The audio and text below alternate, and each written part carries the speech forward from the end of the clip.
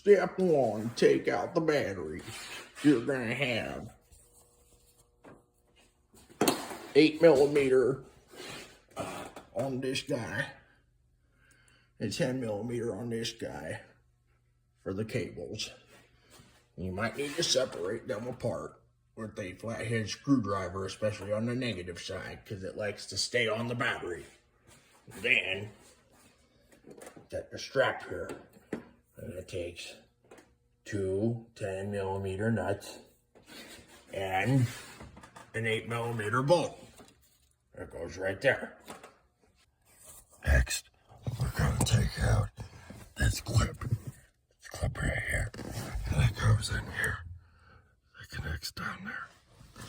So, for this side that you need to pinch, use some needle nose pliers. And then on this side, you're going to see a little opening right over here. And I like to use panel popper. See my panel popper right there. Next, I took off the fuse box. There's a little 7mm bolt. It's over on this side over here. And on this side, you got a little locking tab over here to push in order to get it up off of this right here. Next, I took out the battery tray. I used 1/2 inch for both of these guys and a 13mm for that guy. We're gonna work on the transmission mount next. So just to be safe, put a jack underneath the car with a 2x6 block that's probably about 1 foot long, that's got some nice coverage. And all you have to do is just make sure it touches the bottom of the pan, and that's it. Don't push it any further. And we take out the transmission jack. And I like to use 13/16 for the middle one, and then 15mm for these 4. Next, you want to disconnect your PCM connectors. There's going to be a white one that's bigger on top, a red one in the middle, and a white, smaller one on the bottom. Next, we remove the bracket that holds the battery tray and the PCM. There's going to be 3 10mm bolts. One goes right here, one goes right here, one goes right here. And there's going to be 2 clips you need to remove off of here.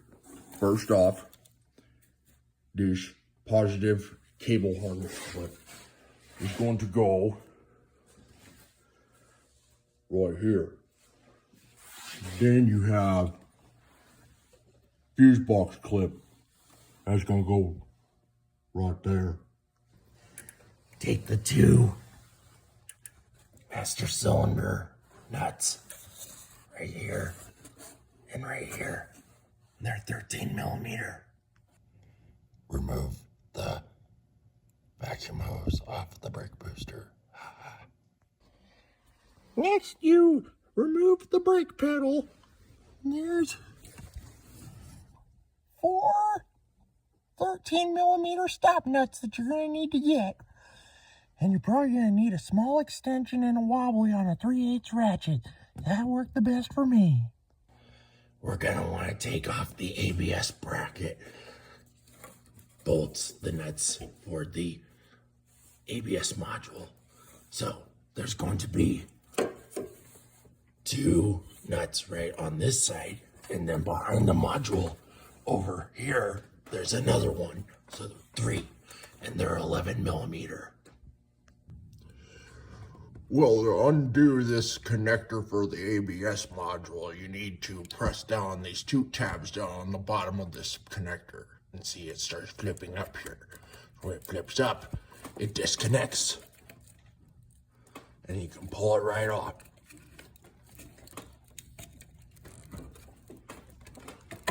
Like that. Next, slide the brake lines off the firewall clips here and remove the ABS module. And then you slide the master cylinder off of the brake booster before you pull the brake booster off. And with the ABS module out, you have just enough room to sneak out the booster through right here. And here we go. Ta-da! We have out the old brake booster.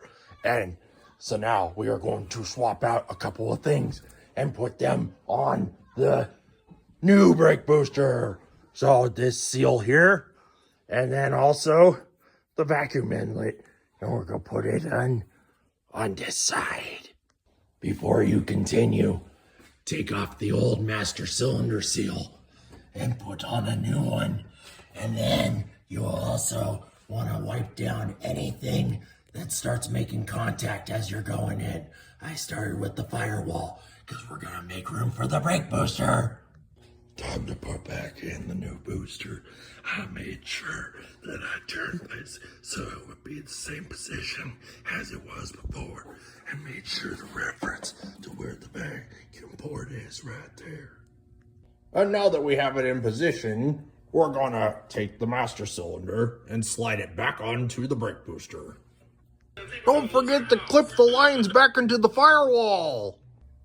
Give the ABS module a nice wipe down, especially around the port lines and line ports, and make sure it's nice and tidy before putting it back in.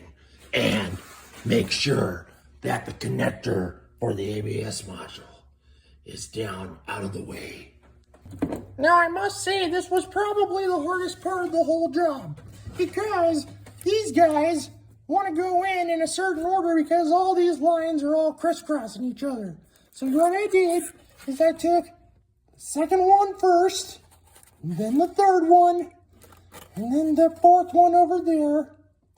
And while I had those ones done, these other guys were pulled out of the way so I could get a wrench on them. And then you get this guy here on the side, on the right side here, because he is the hardest. After that, two easy ones, this one and this one. So we're going to put the connector back on the ABS module right here. See, we just push it right on, and then this guy, you might need to bend him around a little bit, but he'll start to come down and click into place, just like this. And then we're going to put back on our 311 millimeter nuts on the ABS module. And we put the brake pedal back on the 13 millimeter stop nut. Don't forget, you might need a wobbly. Reattach your master cylinder nuts. 13 millimeter. And now we're gonna put the vacuum hose back on the brake booster, like so. Just like that. Well, you see, now we're going to put the bracket that holds the PCM and the battery tray back in. And those 3 10 millimeter bolts, and don't forget the clip over there. And then the clip that's over here, down there. And there's a bolt down there. And I like to put a nice little tiny piece of paper towel in here to keep the bolt from falling out, because it's going to be a pain getting it all the way down there. Reconnect your PCM connectors. Remember, small white one on the bottom, red one in the middle, big white one on the top. Push these down to clamp them down. See, I took the jack and I jacked it up just a couple of pumps. Just enough to get this nut to thread on there. And once it threaded on, I used the nut to pull the transmission up the rest of the way and let go of the jack as soon as possible so we don't cause any damage. And remember, I used 13/16 for this and 15 millimeters for these guys. And now that the transmission mount is in, we can put the battery tray back in. I used 1/2 inch for this one, and 13 millimeters for this one. So then I come in here and I take the little clip that goes in the brake pedal and I put it through again. Now you may need to loosen up the nuts for the brake pedal just to get it in here, because sometimes it doesn't like getting there like that after you tighten. But it's okay, you can retighten afterwards. we're gonna just put the fuse box back on before we tighten down them nuts for the battery tray so nothing gets pinched. And then I put the battery back in. 10 millimeter, 8 millimeter, 10 millimeter, 10 millimeter, 8 millimeter. Time to jack up the car, get ready to bleed. And now I have the car up on jack stands on all four corners. I'm gonna fill this puppy with brake fluid first. Fill it up with .3 brake fluid and periodically check at the control module and also underneath the car for leaks. Then we're gonna start cracking open the bleeder valves and we're gonna let them vacuum bleed one at a time with the gravity before we do the regular bleeding. Keep in practice of this bleeding sequence. Right rear, left rear, right front, left front. Then again, right rear, left rear, right front, left front. From the furthest away from the ABS module to the closest. You're gonna use a 10 millimeter to crack open the bleed screws. Yeah, gravity bleed them first, and then once you start to see a drip come out, go ahead and close them. Do that all the way around before we do the regular bleeding. Okay, now we're all gravity bled, and I'm gonna do the real bleeding. I'm gonna take a bottle and fill it up a third of the way full of brake fluid. And then I got this hose, and I'm gonna stick it all the way down to the bottom. And then I can just pump and pump and pump, and I don't have to worry about sucking in air. Before we start, we're going to take our brake pedal and we're going to pump it up until it's stiff. I'm going to hope that everything's okay here, so we're going to find out.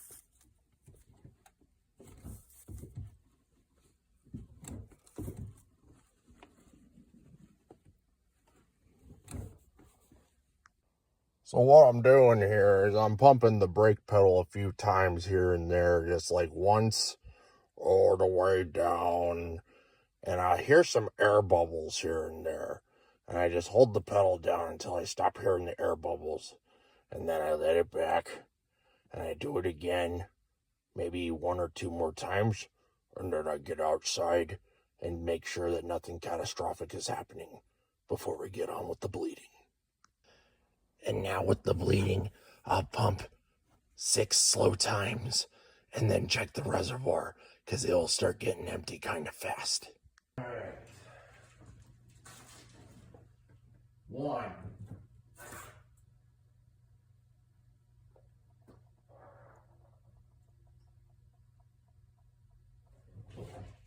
2.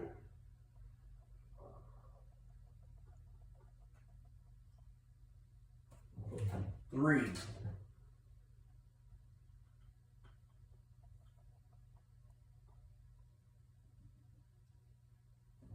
4.